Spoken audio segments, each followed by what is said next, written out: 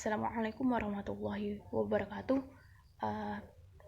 Nama saya Dia Fatul Nuraini dengan NIM 43040200003. Di sini saya akan menerangkan, mencoba membahas tentang proses penciptaan serta pertumbuhan dan perkembangan pada manusia ya.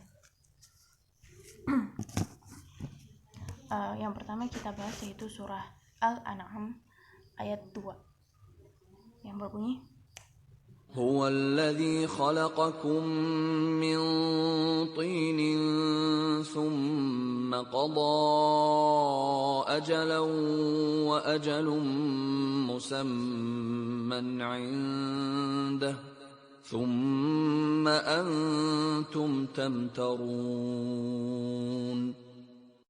Surah Al-An'am ayat 2 memiliki arti yaitu Dialah yang menciptakan kamu dari tanah. Sesudah itu ditentukannya ajal atau kematianmu. Dan ada lagi suatu ajal yang ada pada sisinya, yang Dia sendirilah mengetahuinya. Kemudian kamu masih ragu-ragu tentang berbangkit itu. Nah, tafsir Quran surah Al-An'am ayat 2, yang pertama ada tafsir Jalalain, yaitu Dialah yang menciptakanmu dari tanah. Itu maksudnya dengan diciptakannya ayah kamu, yaitu Nabi Adam, dari tanah. Terus pada bagian sesudah itu ditentukannya ajal.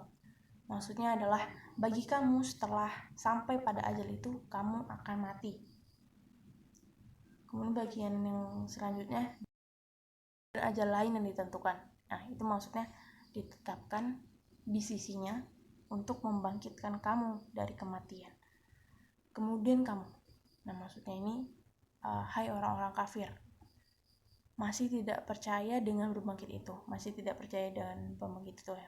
Itu maksudnya kamu masih meragukan tentang adanya hari berbangkit, padahal sebelumnya kamu telah mengetahui bahwa Dialah yang mulai menciptakanmu. Dan siapa mampu menciptakan, berarti Dia lebih mampu untuk membalikan ke asalnya. Kemudian tafsir yang kedua yaitu tafsir Al-Muhtasar atau Markas Tafsir Riyadh di bawah pengawasan Syekh Dr. Soleh bin Abdullah bin Humaid, yaitu hanya Allah lah yang menciptakan kalian.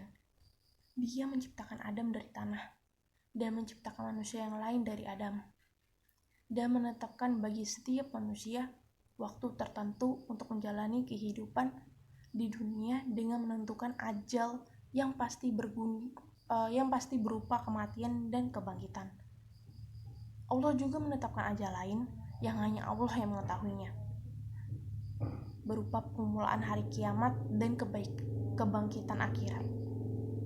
Namun kemudian kalian meragukan janji dan ancaman Allah serta kuasanya untuk membangkitkan makhluknya.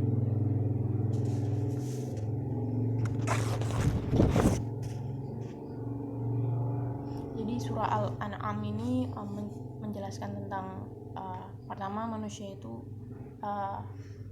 Allah terangkan itu diciptakan dari tanah. Kemudian kita itu sudah ditentukan ajal kematian kita, dan juga ini. Jadi ini kayak ayat ini menegaskan tentang hari berbangkit. Kemudian surah Ali Imran ayat 3.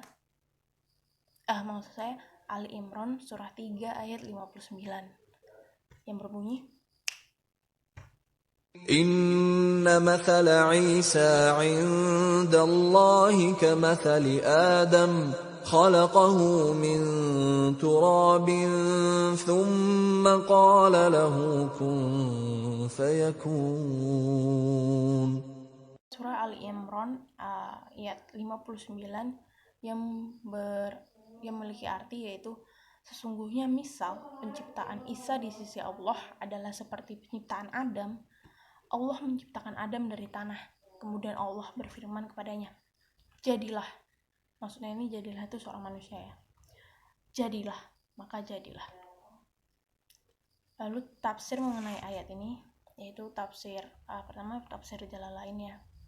Sesungguhnya perumpamaan Isa itu maksudnya keadaannya yang aneh atau ajaib di sisi Allah adalah seperti Adam, maksudnya seperti penciptaannya tanpa ibu dan tanpa bapak. Dan ini termasuk perbandingan hal yang aneh dengan hal yang lebih aneh dengan tujuan agar lebih dapat mematahkan hujah lawan dan lebih mantap di dalam hati.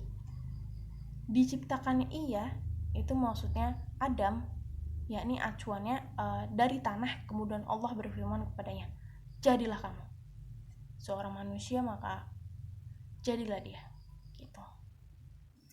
Artinya terciptalah ia sebagai seorang manusia. Demikian pula halnya dengan Isa, diciptakannya supaya tercipta tanpa bapak, maka terciptalah dia. Kemudian tafsir ringkas dari Kemenak Republik Indonesia, yaitu setelah Al-Quran menjelaskan tentang bukti-bukti kemuliaan Isa bin Maryam, sikap pro dan kontra dari kaumnya, maka ayat ini menunjukkan kekeliruan mereka yang menganggap Isa sebagai anak Tuhan karena terlahir tanpa bapak. Nah, gitu. Sesungguhnya perumpamaan penciptaan Nabi Isa tanpa bapak bagi Allah bukanlah sesuatu yang mustahil. Seperti penciptaan Adam yang terlahir tanpa bapak dan ibu. Dia menciptakan Nabi Isa sebagaimana Nabi Adam dari tanah. Kemudian dia berkata, jadilah, maka jadilah sesuatu itu. Allah Maha Kuasa. Tidak ada yang mustahil baginya. Apapun yang dikehendakinya pasti akan terwujud dan tidak ada seorang pun yang mampu menghalanginya.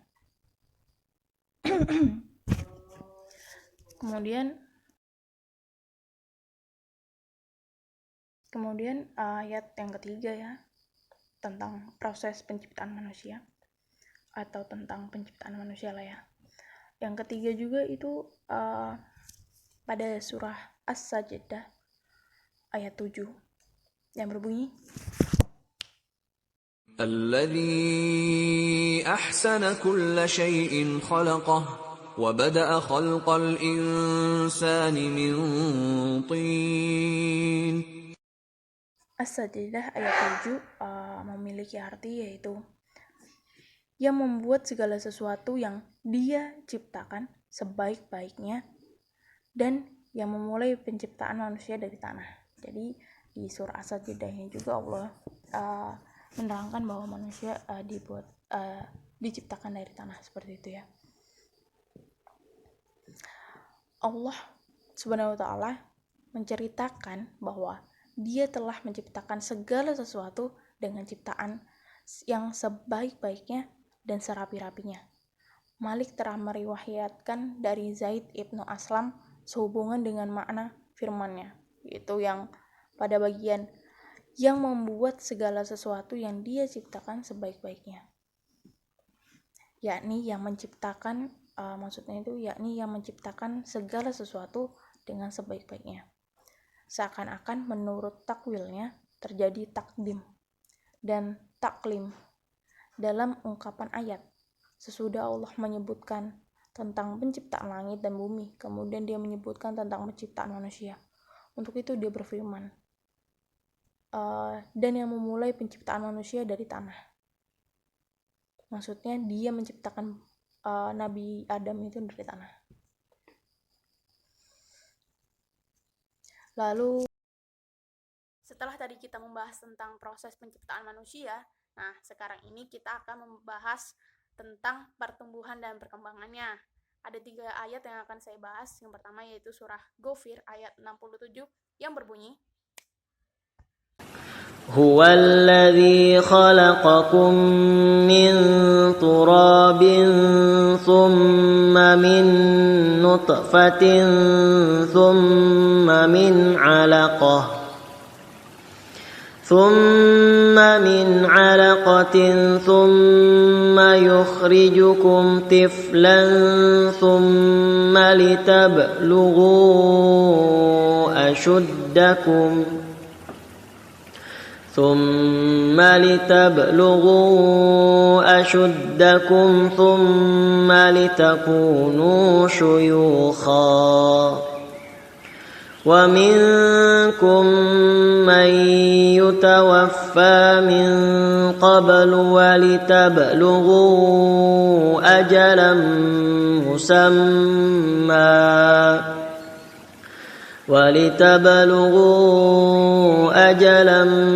مسمى ولعلكم تعقلون. Nah, adapun arti dari surah Al-Ghafir ayat 67 yaitu dialah yang menciptakan kamu dari tanah, kemudian dari setetes mani, lalu dari segumpal darah, kemudian kamu dilahirkan sebagai seorang anak, kemudian dibiarkan kamu sampai dewasa, lalu menjadi tua. Tetapi di antara kamu ada yang dimatikan sebelum itu. Kami perbuat demikian agar kamu sampai kepada kurun waktu yang ditentukan, agar kamu mengerti. Nah, adapun tafsir mengenai surah Ghafir ayat 67 yaitu dialah yang menciptakan manusia dari tanah menjadi satu tetes mani, dari satu tetes mani menjadi sesuatu yang menempel, dan segenggam darah menjadi segenggam daging, kemudian dilahirkan ke dunia dalam bentuk manusia. Nabi Adam adalah manusia yang diciptakan Allah dari tanah. Sebagian ahli tafsir menjelaskan bahwa yang dimaksud dengan Allah menjadikan manusia dari tanah adalah Allah menjadikan manusia dari saripati yang berasal dari tanah. Allah Subhanahu wa Ta'ala lalu menerangkan bahwa manusia yang diciptakannya dari tanah itu mengalami hidup dalam 3 masa, yaitu masa kanak-kanak, masa dewasa, dan masa tua. Di antara manusia ada yang diwafatkan oleh Allah pada masa kanak-kanak, masa dewasa, dan ada pula yang diwafatkan setelah berusia lanjut. Nah, proses kejadian manusia dijelaskan dalam ayat ini agar menjadi bahan perenungan dan pemikiran bagi orang-orang yang berakal. Selanjutnya surah Al-Alaq ayat 1-2 yang berbunyi, Iqra' bismi rabbikal ladzi khalaq khalaqal insana min 'alaq. Yaitu artinya bacalah dengan menyebut nama Tuhanmu yang menciptakan. Dia telah menciptakan manusia dari segumpal darah. Nah, tafsir yang pertama itu penafsiran dalam tafsir Al-Munir ya, ayat 1. Penciptaan manusia nikmat yang pertama yang paling agung. Kemudian yang ayat kedua, manusia disebut untuk menunjukkan kemuliaan dan kehebatan fitrahnya. Dalam tafsir Al-Munir, surat ini disebut surat Al-Alaq atau surat Iqra. Hubungan atau munasabah dengan surah At-Tin adalah Al-Alaq menjelaskan apa yang dimaksud dalam surah At-Tin sebagai manusia diciptakan dalam bentuk yang sebaik-baiknya, ahsani taqwim, yaitu diciptakan dari materi alaq.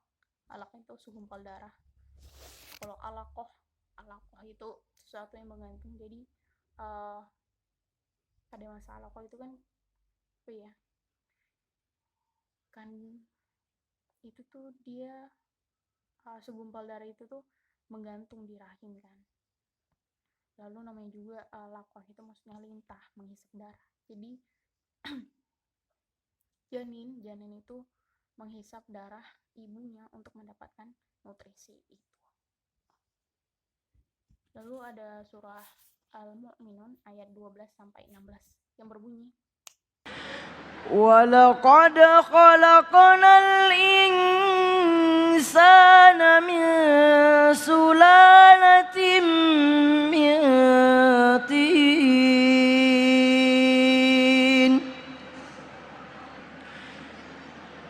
ثُمَّ جَعَلْنَاهُ فِي قَرَارٍ مَكِينٍ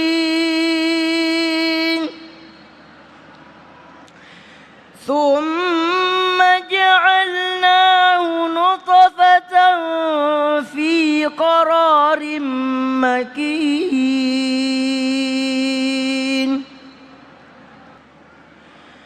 ثُمَّ خَلَقْنَا خلقنا النطفة علقة فخلقنا العلقة مضغة فخلقنا المضغة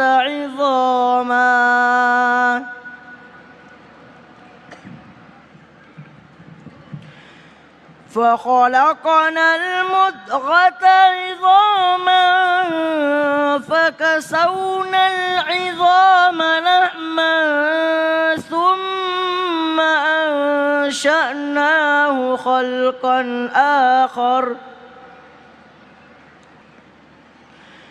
فتبارك الله أحسن الخالقين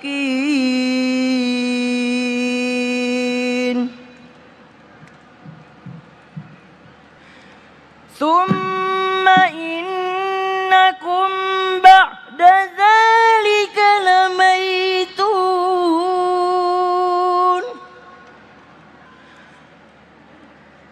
ثم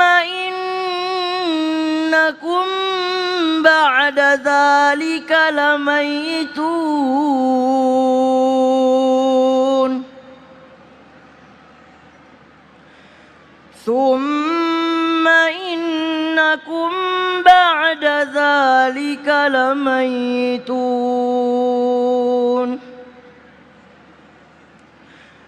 ثم إنكم يوم القيامة تبعثون. Arti dari surah Al-Mu'minun ayat 12-16 yaitu, dan sungguh kami telah menciptakan manusia dari saripati berasal dari tanah. Kemudian ayat ke-13-nya yaitu, kemudian kami menjadikan air mani dalam tempat, atau air mani itu disimpan dalam tempat yang kokoh. Tempat yang kokoh itu maksudnya rahimnya. Kemudian air mani itu kami jadikan sesuatu yang melekat. Lalu sesuatu yang melekat itu kami jadikan segumpal daging. Dan segumpal daging itu kami jadikan tulang belulang. Lalu tulang belulang itu kami bungkus dengan daging. Kemudian kami menjadikannya makhluk yang berbentuk lain. Maha suci Allah, pencipta yang paling baik. Kemudian setelah itu, sungguh kamu pasti mati. Kemudian sungguh kamu akan dibangkitkan dari kuburmu pada hari kiamat. Nah, tafsir dari ayat-ayat ini yaitu, Allah Ta'ala berfirman seraya memberitahukan mengenai permulaan penciptaan manusia dari saripati berasal dari tanah, yaitu Adam. Allah Ta'ala telah menciptakan dari tanah liat, dari tanah liat itu yang kering, berasal dari lumpur hitam yang diberi bentuk. Mujahid mengemukakan min sulalatin, berasal dari mani, anak cucu Adam. Imam Ahmad meriwayatkan dari Abu Musa dari Nabi SAW, beliau bersabda, sesungguhnya Allah menciptakan Adam dari satu genggam tanah yang digenggamnya dari seluruh permukaan bumi. Kemudian anak-anak Adam datang sesuai dengan kadar warna tanah. Di antara mereka ada yang merah, putih, hitam, dan di antara hal tersebut juga ada yang jahat dan ada juga yang baik. Serta di antara keduanya, nah, saripati dari tanah di sini berasal dari makanan manusia, baik tumbuhan maupun hewan yang bersumber dari tanah. Hadis tersebut telah diriwayatkan oleh Abu Daud dan At-Tirmizi mengatakan bahwa hadis tersebut hasan sahih. Kemudian pada bagian kemudian kami jadikan saripati itu air mani. Nah, domir atau kata ganti di sini kembali kepada jenis manusia, sebagaimana yang difirmankan Allah dalam ayat-ayat lain, yang membuat dalam surah As-Sajdah itu juga 8 kan. Allah berfirman, yang membuat segala sesuatu yang Dia ciptakan sebaik-baiknya, dan yang memulai penciptaan manusia dari tanah. Kemudian Dia menjadikan keturunannya dari saripati air yang jijik, air mani maksudnya itu lemah lemah dan berpindah dari suatu keadaan menuju keadaan yang lain, dan dari satu sifat ke sifat yang lain. Seperti itu. Jadi seperti itu ya teman-teman, tafsir dari firman Allah mengenai penciptaan manusia serta pertumbuhan dan perkembangannya. Nah, di sini saya ingin sedikit sharing-sharing lagi tentang pertumbuhan dan perkembangan. Tapi pada bagian ini saya ingin teman-teman sambil dibuka Al-Qur'annya.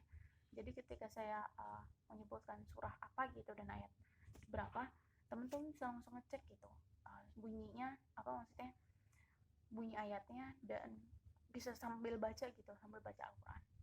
Dan ngecek kalau misalnya kalau kalian misalnya lagi mencatat gitu kan. Nah, saya di sini menjelaskan lagi ya tentang pertumbuhan dan perkembangannya.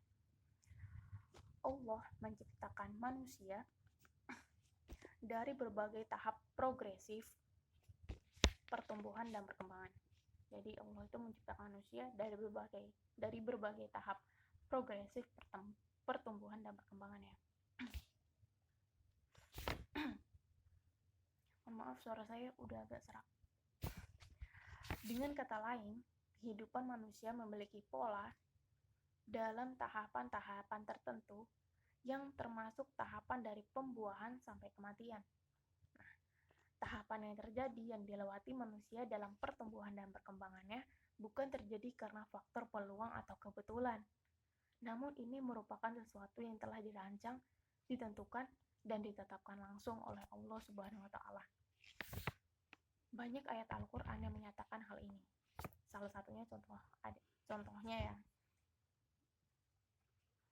Itu ada surah Al-Furqan ayat 2 yang artinya, dan Dia telah menciptakan segala sesuatu dan Dia menetapkan segalanya dengan ukuran yang dengan serapi-rapinya gitu, dengan ukuran dengan serapi-rapinya, seperti itu ya. Oke, saya ulangi yang artinya. Dan Dia telah menciptakan segala sesuatu dan Dia menetapkan segalanya dengan ukuran-ukuran dengan serapi-rapinya. Nah, hal ini dengan jelas menyatakan bahwa kehidupan dari segala sesuatu yang telah ditentukan, menurut saya dari segala sesuatu telah ditentukan dengan cara sedemikian rupa sehingga setiap aspek secara proporsional terlengkapi. Dalam pertumbuhan dan perkembangan manusia, segala tahapan yang dikemukakan di atas telah ditentukan sesuai ukurannya dan semua manusia harus melewati semua tahapan tersebut. Pertumbuhan dan perkembangan tidak terjadi serta-merta dalam satu waktu, namun melalui tahapan yang telah ditentukan ukurannya, yang membuatnya berjalan dalam proses yang berangsur-angsur atau gradual. Nah, ayat berikut ini dengan jelas ya menyatakan bahwa manusia diciptakan dan ditentukan untuk berkembang dalam tahapan. Contohnya itu dalam surah An-Nur ayat 13-14. Mengapa kamu tidak percaya kepada kebesaran Allah? Padahal Dia sesungguhnya telah menciptakan kamu dalam beberapa tingkatan kejadian. Jadi itu, mengapa kamu tidak percaya kepada kebesaran Allah gitu? Padahal Allah itu telah menciptakan manusia dalam beberapa tingkatan kejadian gitu. Nah, Ibnu Katsir menjelaskan bahwa Abdullah ibn Abna Nah, Ibnu Katsir, saya ulangi ya, maaf ya. Ibnu Katsir menjelaskan bahwa Abdullah ibn Abbas dan lain-lain menerjemahkan ayat ini dalam pengertian bahwa manusia diciptakan dari nutfah atau tetesan ya, air mani gitu.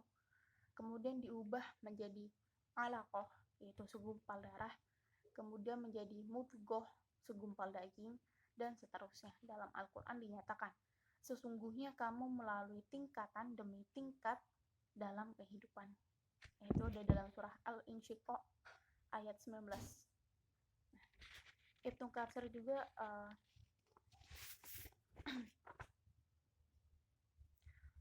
banyak ya. Ibnu Katsir juga menyatakan bahwa Ikrimah menerjemahkan ayat ini dalam pengertian bahwa manusia tumbuh dari satu keadaan ke keadaan lain sedemikian rupa, menjadi kanak-kanak setelah bayi, menjadi tua setelah muda dan kuat. Banyak